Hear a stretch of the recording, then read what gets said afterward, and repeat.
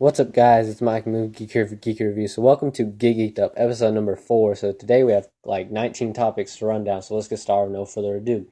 So, at number 1, we have Jason Momoa slams Marvel. So, for those of you who don't know, Jason Momoa put F Marvel onto a poster, and this started to get a lot of fans angry. And I don't know why, because this was just like a little fun thing he was doing for a fan, but I guess everyone just hates him for some reason. I don't know why. I don't even hate him. I think it's just a little clever way to, market Aquaman or whatever. I don't know what this was for, but there's just a little debate online that's happened, and many fans are saying this is gonna affect like Marvel and DC, which they're not, because for one, they're actually like they're really good friends. Or Marvel and DC, as much as people think they're like a rival company and all that, they're not. They're really good friends. They worked on a few comic books here and there. But this started so many debates, and I was just like, really, just shut up already. It doesn't matter. It's just a little fun thing he did for a fan, and that's about it. And number 2, we have Martin Scorsese to direct a Mike Tyson biopic. Now, I'm very excited because I love Martin Scorsese. I love what he did with Wolf of Wall Street, but also I love the fact they're doing a Mike Tyson biopic because I loved him as a boxer. I love and I respect him as a boxer, and just to understand more of his backstory because it's never been explored in a film before, and I don't know who's gonna like star in it. I think this is in like early development, but I think it should be really cool to see who they cast. And yeah, and number 3, we have Alexandre Desplat will direct, or not direct, but score Star Wars Rogue One. So for those of you who don't know, the Star Wars spinoff Rogue One, which is what it's going to be called by now, is going to be scored by Alexandre Desplat, and I love what he did with the Marigold Hotel, the one that movie, and like that's what he's notably known for, and hopefully he brings some sort of special thing to the Star Wars universe with the music. At number 4, we have Eddie Murphy joins cast of Richard Pryor biopic. I'm only excited for this movie because of Eddie Murphy. I love Eddie Murphy as a comedian, and I think he's done really great comedian work, minus a few projects here and there. But Richard Pryor, I don't really know much about. I know he was like a comedian, and I know he was like I don't know what, like a writer or something. But I guess I would be interested in seeing it just because I kind of want to understand a little bit more. And from my understanding, Eddie Murphy's not playing Richard Pryor. He's playing, I guess, his friend or something. Someone else has taken over Richard Pryor, but I think Eddie Murphy was at one point in talks to play Richard Pryor, but that's all got canned now, and someone else has taken over his place. At numbers 5, we have Josh Gad to play Leof in live action Beauty and the Beast. Now, I am kind of on the edge of this. Like, I like Josh Gad, and I like him in The Wedding Ringer and The Internship, and obviously as Olaf, but I'm kind of like on the verge of them doing a live action because I just don't really see why they need to. I get it's like for money and business reasons, but I don't really see why. I think like this isn't going to be any like thing better than Beauty and the Beast because Beauty and the Beast is a classic, and they did like a live action for Maleficent, which was not that great. Then they did one for Cinderella, which I actually thought it was pretty good, but I don't. But it wasn't anything better than the original Cinderella. This one, eh, it's okay, but I don't really see why they need to do a live action one. So I'm kind of on the verge of them doing that because I like Josh Gad, but I don't want to see a Beauty and the Beast live action movie. At number 6, we have Ryan Reynolds talks Deadpool again. He just talked a couple weeks ago about Deadpool, but this time he actually talked more about the spectacle, and I think he did in his first interview with MTV or whatever. And basically, it's just like it's the entire spectacle, like how he's gonna if it's gonna be rated R, which it's not gonna be rated R. It's gonna be more. It's gonna be like a PG-13 to hard R. So it's kind of like Captain America: Winter Soldier did where they pushed that rated R boundary, but they didn't show rated R at all.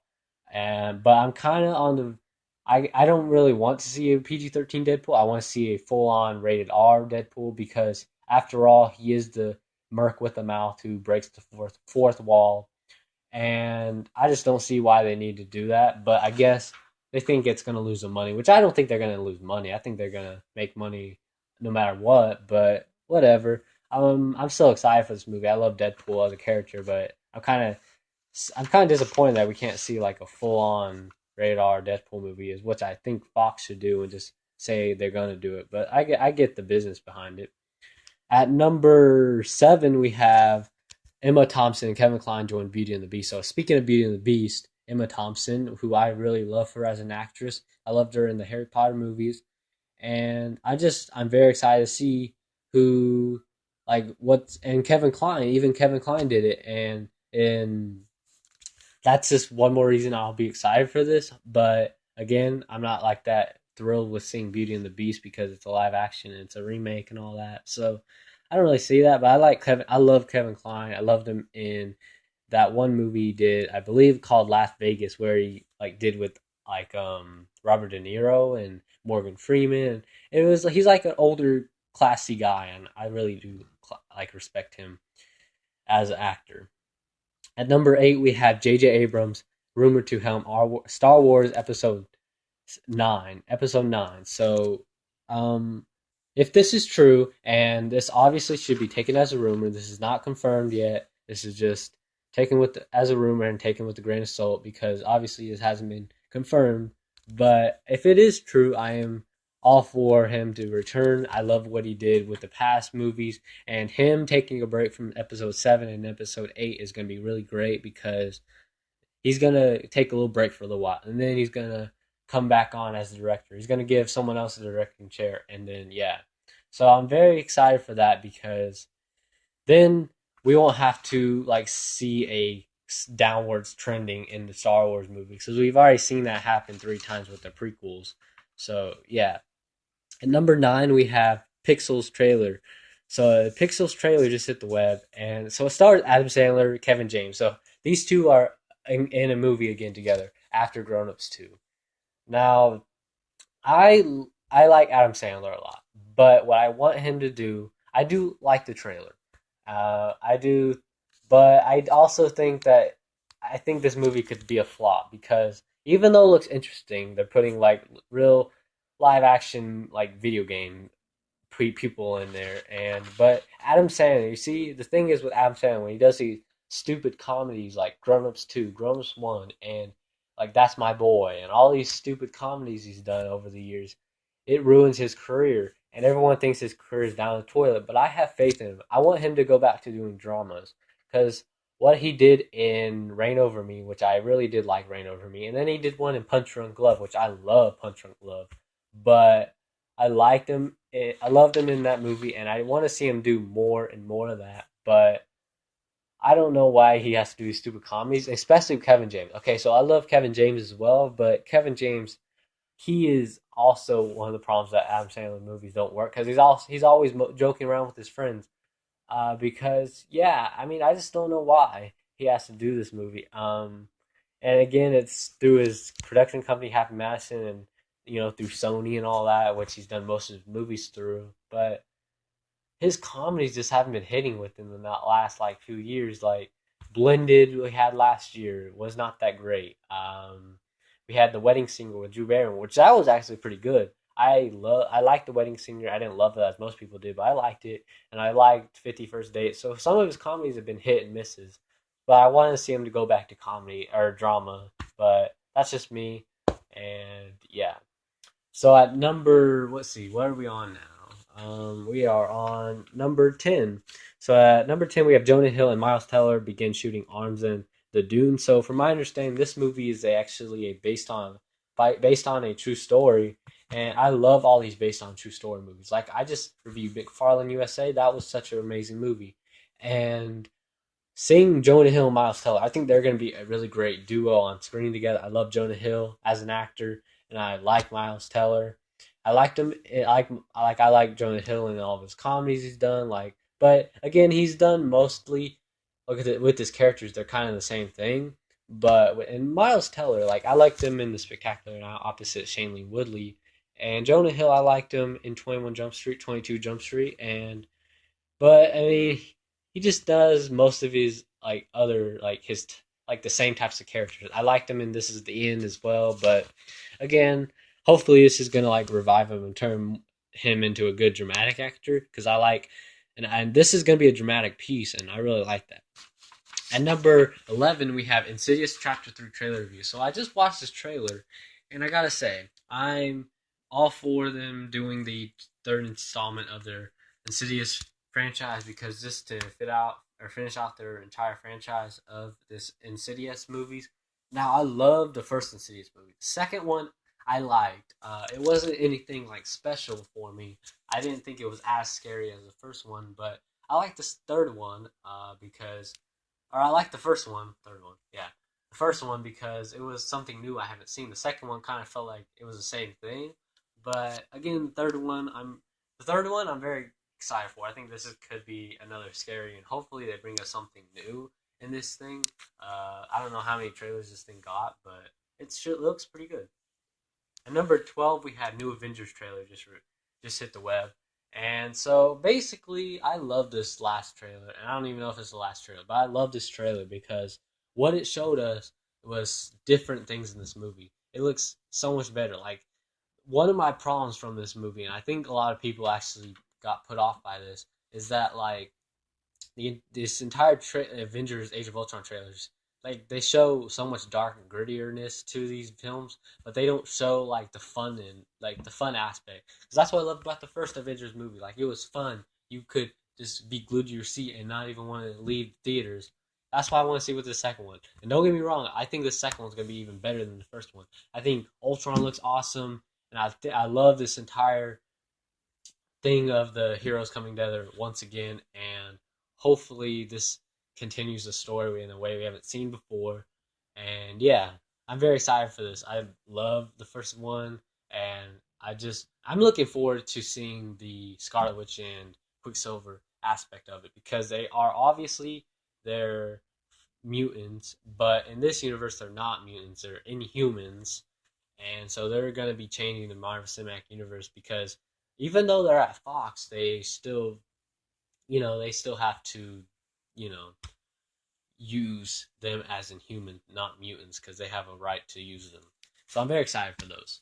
At number, let's see, which one are we on now? At number 13, we have Dread. Screenwriter says there will not be a Dread 2.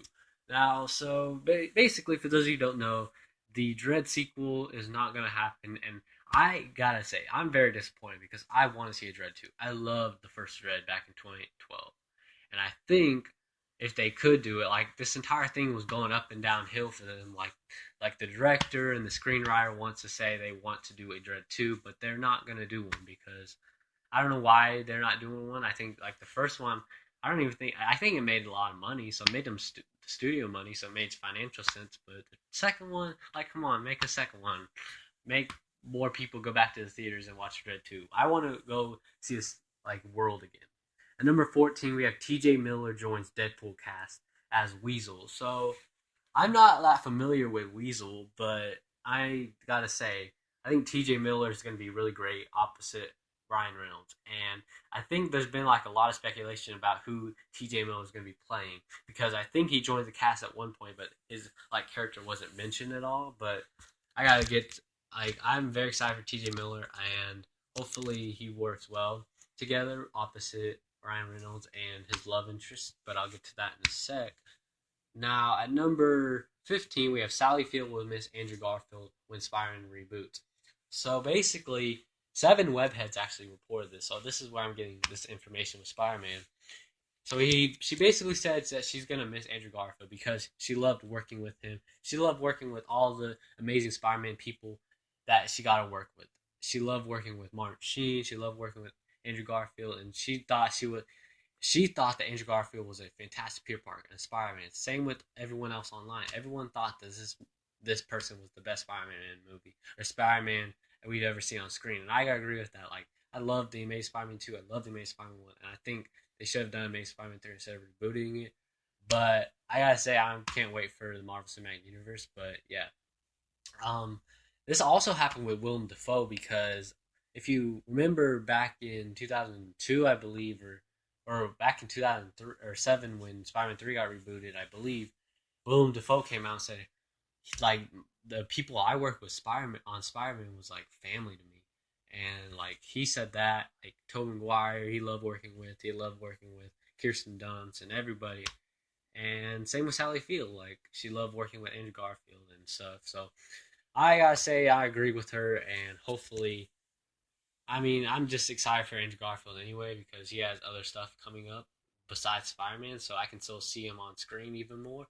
He has that upcoming Martin Scorsese movie that I just mentioned in the earlier part of this video, and wow, I really gotta say, whatever they're doing with that looks fantastic. I don't really know what it's called, but I gotta say, I hope it's good. At number 16, we have possible details on Spider-Man Avengers Age of Ultron spoilers. So basically, these should be taken as spoilers and rumors. This has not been confirmed, obviously, but people are speculating online that Spider-Man is going to pop up in Avengers Age of Ultron. Now, I'm here to say that he's not going to pop up in Avengers Age of Ultron. Why? There are two reasons I think they're not going to do that. Number one, we need to focus on Ant-Man. Ant-Man needs so much help on marketing because even though like this entire marketing thing they need to do for Ant-Man, like they need to push this out saying get people in the theaters and say, "Hey, you need to watch Ant-Man because that's our next Marvel movie." And people just think just cuz you tag a thing of a Marvel logo onto a movie poster, people are going to go watch it. That's not true. Any movie can flop no matter what, even if they think that the Marvel Cinematic Universe is great and they haven't had any flops yet.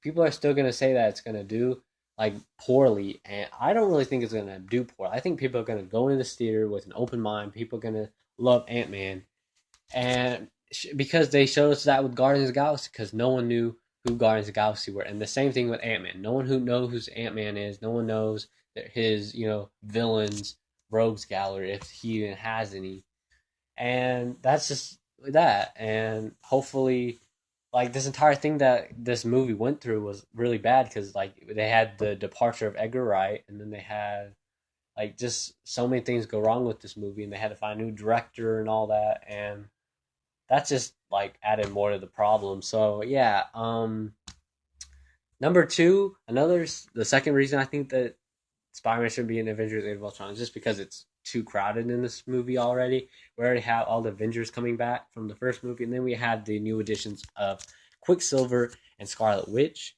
and that's just too much characters. If they put Spider-Man's just gonna show up maybe by a walk by or shot or whatever. Like I don't even know why they would put him. Like they could put him in like a second post credit scene. They could do like two post credit scenes, one with Ant Man and one with Spider Man. But I don't think that's what they're gonna do. I think they're gonna save him for Civil War because basically Spider Man plays a more deeper role in Civil War than in being a part of the Avengers. So that's my take on it. At number 17, new synopsis for Captain America Civil War hit the web. So here is the entire synopsis. It says, quote, following the events of Age of Ultron, the collective governments of the worlds pass on are designed to regulate all superhuman activities. This polarizes opinion amongst the Avengers, causing two factions to side with Iron Man or Captain America, which caused an epic battle between former allies. Now, this is a really great synopsis because people are obviously speculating how they're going to do it with like the departure of all the characters. But look, we have Spider-Man, and Spider-Man is mostly the entire key significant character in this entire thing because he goes both sides. He goes on Iron Man, he goes on Captain America's side, and it's gonna be really cool to see because it also says about the government. Like the government wants to show us like it's not even saying that the government wants to have them show their identities because everyone knows who Tony Stark is. Everyone knows who Captain America is. Everyone knows that the only person who doesn't like have his secret identity revealed is Spider-Man, and so he's gonna have a really good significant role in this. And I just can't wait to see how that plays out on the big screen with Spider-Man and Civil War and all that. So it's gonna be really cool to see what it's like. At number 18, we have Joseph Gordon-Levitt joins Fraggle Rock. Now, apparently, this was like a lot of people's like childhood, because they like grew up with it. But I haven't really heard of these people, and from my understanding, it's kind of like the Muppets or in a way. And so I'm kind of excited. But on another point, it's like Joseph Gordon-Levitt is more like an action star in my opinion. Like he does all these other like he does some rom com. He did that with Don John and Scarlett Johansson. And he also did like he's doing Sandman, and I mean he's just doing these like really weird properties. But Fraggle Rock, for most people's eyes, is they want to see a really good live action one. But I guess in my opinion, I think it kind of looks like a Smurfs thing. Like people like the Smurfs thing that happened. Like the first Smurfs was really cool, I guess, cute in a way maybe, but second one was a big drop off, and I'm not going to talk about that. But I just think that they shouldn't even really do this because I don't really know much about them. But it could surprise me. I did like the Muppets movies, and maybe it's gonna be like a thing where like Muppets meet Smurfs or whatever in a way. Like I don't know. Maybe that might be what it is like. And then at number 19, my final topics today is so we've all speculated about like who Baccarin is going to play in the upcoming Deadpool movie. So now we actually have an idea of who she's playing, and not an idea, but an actual confirmation of who she's playing. She's actually playing Copycat because of a photo that someone like tweeted out on set of the Deadpool set or whatever. And so many fans said, got excited to see, hey, we're gonna see Copycat now. See, from what we know, she's actually the love interest in this movie. So apparently, like that's gonna be Copycat's gonna be the love interest in this. And Bakarin is a like one of the most stunning women ever out there. Like I don't watch Gotham, but I've seen some pictures of her online and all that. Like she looks really stunning, and and I'm glad they're doing that. And hopefully Deadpool is really good too. And I just can't wait to see the chemistry aspect of it. Like that's one more reason why I'm going to be excited for this. And I've never said that in the live action like superhero movie ever because I don't really care about the love interest. I just care about action and stuff. But yeah, I mean, she's like one of the most stunning women, and she's gonna have like some blue skin, I think, is what it is. And Copycat has like blue skin, and it looks pretty cool. So that's the entire stories that broke this entire week, and hopefully you guys enjoy this. Quite a lengthy episode, I must say, and hopefully you guys enjoy it. It should be up here shortly. I don't know what time I'll upload this, but I'll upload it here shortly, and hopefully you enjoy it. I'm Mike Movie here for Geek Reviews. Thank you guys for watching, and I'll talk to you guys later. I love you guys, and peace.